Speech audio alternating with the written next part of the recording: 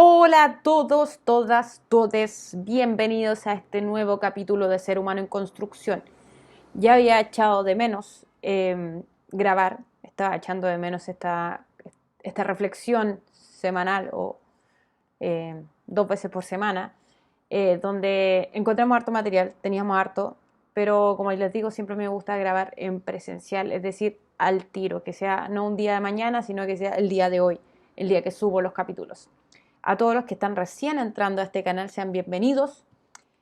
Para los que me ven de antes, pueden ver de fondo, se dan cuenta que hubo cambio de sede, hubo cambio de casa y eso es lo que nos retrasó bastante en lo que fue el nuevo capítulo. También ven que el audio está un poco diferente, estoy con micrófono, estoy en un lugar donde hay más ruido ambiente, así que vamos a ir mejorando eso, lo prometo. Pero por mientras vamos a empezar esta nueva serie con, como digo, ya no hay libros, ya no hay películas de fondo, así que es un gran cambio y algún día podemos hacer un video sobre qué significa cambiar de casa. Casi podría decir el poner una nota, pero llega a sacar músculo en los brazos, de desarrollar los músculos entre tanta caja y caja. Y le pido disculpas a aquellos que siempre me escuchan, no que ven mis videos, porque como no siempre sigue las redes sociales, no sabían que había un break, pero volvimos con todo. Y hubo mucho material, lo voy a tener que eh, tomar nuevamente, pero hoy día quiero hablar de un caso paradigmático. Creo que fue el día de ayer, ya me perdí. De verdad que esto de volver a clase ya estoy media perdida. Eh, pero murió Caradima, que para aquellos que no son chilenos o que no viven en Chile, Caradima fue un sacerdote muy poderoso en su tiempo, muy influyente, de muchos contactos, quien hace poco tiempo atrás, unos años atrás, se descubrió que era un abusador de menores y que ese mismo poder que tenía le permitió abusar de menores tanto de forma sexual como emocional, entre otros tipos de abusos. Entonces hoy día quiero reflexionar un poco sobre eso porque Caradima muere y nunca fue a la cárcel, nunca se ejerció la justicia civil y laica sobre él. Entonces, quiero conversar un poco, reflexionar un poco sobre eso. La falta de costumbre, ya se me olvidó silenciar mi celular. Entonces, quiero reflexionar un poco sobre eso en diferentes puntos, diferentes aspectos. Y como siempre parto de las aristas diferentes, todo el mundo que me conoce, los que ven este canal, que ya ve el capítulo 82, aquellos que me conocen, mi familia, sabe que yo siempre le doy una vuelta al tema. Ser humano en construcción significa eso, tratar de ver las diferentes aristas de un objeto. No quedarme con la visión que he tenido siempre porque puede que mi visión esté errada. Entonces, lo primero que quiero partir es reflexionando sobre qué es lo que buscamos como sociedad con el castigo de los victimarios. Por ejemplo, se llenó de carteles de que Caradima no había pagado un solo día en la cárcel. Entonces la pregunta que yo me hice casi como el abogado del diablo, no solamente para Caradima, sino para las cárceles en general, ¿qué buscamos con las cárceles? ¿Qué buscamos con el castigo? ¿Buscamos venganza? ¿Buscamos un cambio en la actitud del ser humano? Entonces, si finalmente lo que buscamos es castigar, simplemente no siento que vayamos por un buen camino, objetivamente. Sí, Caradima no pagó, Arturo Vidal tampoco pagó, o pagaron de una manera rara, Johnny Herrera tampoco pagó, y así muchos famosillos no pagaron los crímenes que cometieron. O sea, se lavaron las manos, quedaron impunes hasta ciertas situaciones. Pero la pregunta es, ¿qué buscamos como sociedad? ¿De qué nos servía? ¿En qué nos deja tranquilos, tranquilas, que Caradima haya estado en la cárcel o no? ¿Realmente hay un beneficio a las familias que fueron abusadas por Caradima? Entonces, me parece que estamos muy mal enfocados cuando no entendemos que necesitamos un proceso educativo, como decía Sócrates y otros filósofos, pero Sócrates siempre sale a luz, de hacer entender al otro. Que simplemente no se llenan las cárceles porque sí, está lleno las cárceles están llenas, está lleno de reincidentes, está llena de la calle de gente con prontuario. ¿Y de qué nos ha servido? ¿De qué nos ha servido tantas cárceles? ¿De qué nos sirve gente en Punta Peuco que cree que quiere salir libre porque no tiene nada que ver con el 18 de octubre, pero se metieron ahí como que también son víctimas? Entonces, si no hay un cambio como sociedad, ¿de qué nos sirve estar diciendo que tal o cual persona vaya a la cárcel? O sea, cambiemos el objetivo punitivista por un objetivo educativo y creo que la cosa iría mucho mejor. Como digo, esta parte es casi como el abogado del diablo, pero no porque esté defendiendo a Karadima, sino que finalmente en qué aportaba a la sociedad, aportaba. No como un acto de justicia, ni de venganza, ni demás, sino qué nos aporta como sociedad que un individuo, un victimario, llegue a la cárcel. Entonces esa es una gran pregunta que tenemos de fondo. Ahora me muevo, tengo sillita, perdón, lo trivial, lo vano el comentario, tengo sillita, por eso me muevo tanto, sillita con ruedas. Entonces, esa es la primera parte. ¿Qué es lo que nos da esto de Karadima de que nunca haya ido a la cárcel? Segundo, mucha gente dice, me acuerdo que vi la película donde más me enteré por el tema de Karadima, Los bosques de Karadima, donde odié a Luis Ñeco, que hace un personaje tan maravillosamente bien hecho que uno lo odia. Yo terminé odiando a Luis Ñeco y cada vez que lo veo en la calle, o sea, no lo veo en la calle yo, pero veía afiches de Neruda, además, igual lo he terminado odiando a Luis Ñeco. Una película recomendable para más o menos entender un poco el contexto que se estaba hablando. Y muchas veces cuando salen estos temas de abusos, o por ejemplo en este caso de Karadima, hombres adultos siendo abusados por Karadima, la gente llega y se limpia la boca y dice, pero ¿cómo si ya están viejos? O sea, ¿cómo permitieron el abuso? ¿Cómo no se dan cuenta que algo está mal? Y esta película a la vez me permitió entender que si bien yo nunca he sufrido abusos sexuales, sí he sufrido todo tipo de abusos emocionales, bullying, etc. Y es impactante cómo uno se paraliza ante el abusador. Cuando el tiempo pasa, cuando uno va sanando heridas, cuando se va dando cuenta que las cosas estaban mal, que no estaban bien lo que estaba pasando, uno dice, ¿por qué no hice esto? ¿Por qué no lo pensé? ¿Por qué no lo reflexioné? ¿Por qué no le respondí a esta persona? Pero una persona que sufrió abuso sabe que el abusador tiene ese poder. Y por eso no se trata solamente de cuando dicen, no, es que los abusos sexuales, los violadores, castrémoslo. No se trata de eso, porque un abuso sexual es parte de un abuso completo. Hay una serie que se llama Dignidad también, que trata sobre Paul Schaeffer, que fue uno de los grandes abusadores en este país, en una escena donde el personaje ya adulto se enfrenta después de años a Paul Schaeffer.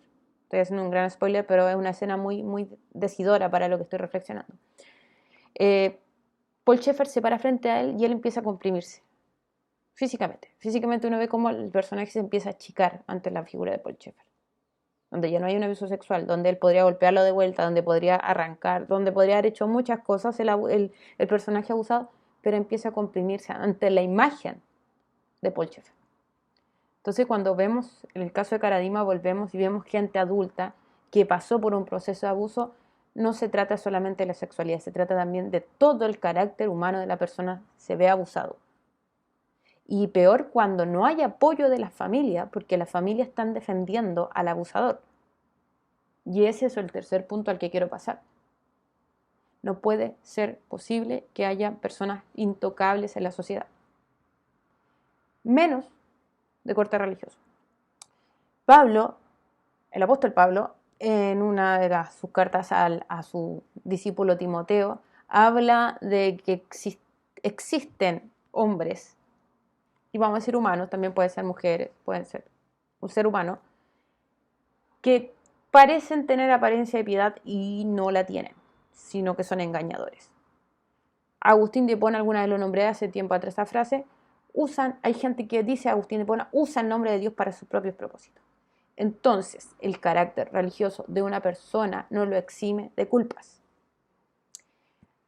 Menos mal que ya ha pasado el tiempo y ya han cambiado un poco las cosas, pero en mi infancia, por ejemplo, todavía existía ese tema de que el pastor tiene tal asiento preferencial, o es como casi el iluminado.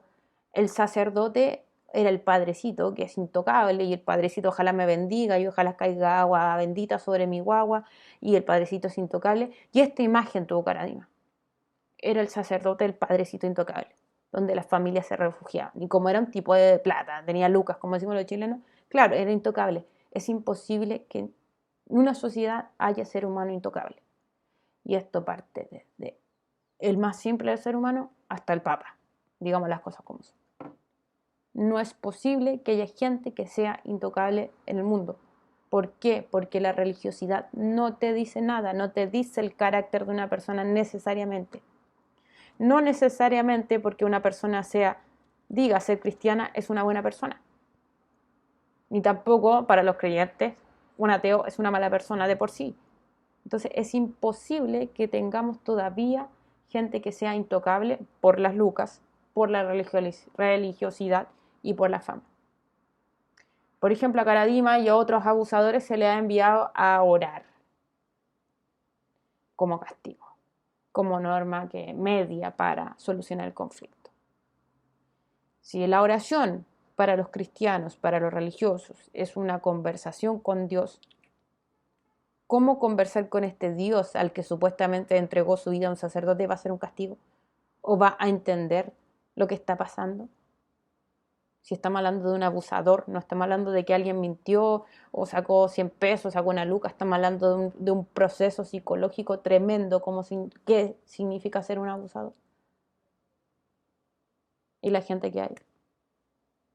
Entonces, yo soy crítica de las instituciones cuando las personas se hacen intocables, cuando los oficiales se hacen intocables, cuando los líderes religiosos se hacen intocables, cuando los jefes se hacen intocables. No hay nadie intocable en la tierra, ni el Papa, como vuelvo a decir, porque el Papa es un ser humano, igual que otros, que bajo ciertas condiciones religiosas sea el elegido para un cargo, pero ni el Papa está libre de ser puesto a prueba, porque como digo, un religioso no le dice nada. De hecho, para los que han pasado por la lectura de la Biblia, se ve que los peores seres humanos eran los grandes discípulos de Jesús.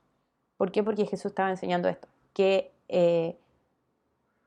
el carácter se va formando, que somos seres humanos en construcción. Entonces, qué terrible es ver cómo hay gente intocable en todo ámbito, y mucho más en lo religioso, donde si Cristo vino con una imagen de consuelo al mundo, el hombre y la mujer lo ocupen para abusar de otros. Ahora, ¿qué es lo terrible? Finalmente, ¿qué es la reflexión que termino de todo esto de Karadima, de los abusos, de la justicia, de a dónde queremos llegar? Es que lamentablemente nos hemos vuelto Chile, y hay otros países también, pero Chile, donde vivimos, el ciudadano anónimo, el ciudadano de a pie, nosotros, los que no somos famosos, los que no tenemos cargos importantes, los que no salimos en la tele, los que tenemos pocos seguidores en Instagram, en redes sociales, en YouTube, etc., somos abusados cotidianamente. Cuando una persona dice, ¿por qué Karadima no pasó por la justicia? Y una persona que salta el metro, un personaje X que salta el metro, sí pasa por la justicia, estamos siendo abusados, nos sentimos abusados. Y el problema es que cuando una persona se siente abusada, su historia de vida se desgrana, se desmembra. Hay una escena muy interesante en la película del Bosque de Karadima, donde el personaje Benjamín Vicuña, que hizo un buen rol, aunque a mí no me gusta Benjamín Vicuña, se da cuenta que su historia de vida dice, mi vida está podrida. ¿Por qué? Porque todo lo tocó, lo atravesó Karadima.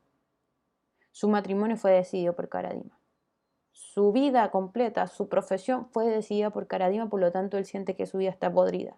Entonces el ser humano, el chileno en este caso, que ve que ha sido abusado, porque si no tiene un hombre, si no tiene peso, si no tiene lucas, va a ser abusado por la justicia, también siente que su vida está siendo podrida, porque todo está mediado por la injusticia de no tener conocido, de no tener pituto, de no tener lucas, de no ser famoso. Entonces, cuando hablamos de Karadima, cuando hablamos de abusos, no solo hablamos de abuso a una persona en particular, sino que sentimos que nuestra historia se pudre cuando pensamos que nos vendieron la pomada de la meritocracia en Chile, es decir, que por el mérito tú logras cosas, cuando en realidad gente como Karadima, por tener lucas, por tener respaldo político y social poderoso, se va con las manos vacías. Ahora, yo no voy a condenar post-mortem, ese no es mi rol. Pero sí que feo es que gente que porque tiene lucas, porque tiene poder, porque tiene contactos, se puede lavar las manos y hacer lo que quiera y la impunidad es parte de su vida. Mientras que los ciudadanos a pie, yo hago las cosas porque hay que hacerlas bien, no porque me obligan. hacerlas bien, no por el castigo, sino porque quiero obrar bien, porque soy un ser humano en construcción que quiere obrar bien. Pero que una vez que yo cometa un error y me va a costar la vida entera. Mientras que otros su vida entera estuvieron cometiendo errores y se lavaron las manos. Bien, un gusto volver a reflexionar, volver a estar con ustedes. La próxima vez estaremos con nuevo material, quizás retomando ideas que se quedaron ahí por ejemplo, Copa América, Eurocopa, etcétera. Por ahí, vamos, más o menos. Pero un abrazo grande. Recuerden que aquí encontramos ideas, comentarios, opiniones, seres humanos en construcción. Y todo a través de la reflexión, porque simplemente somos seres humanos en construcción. Nos vemos en un próximo capítulo.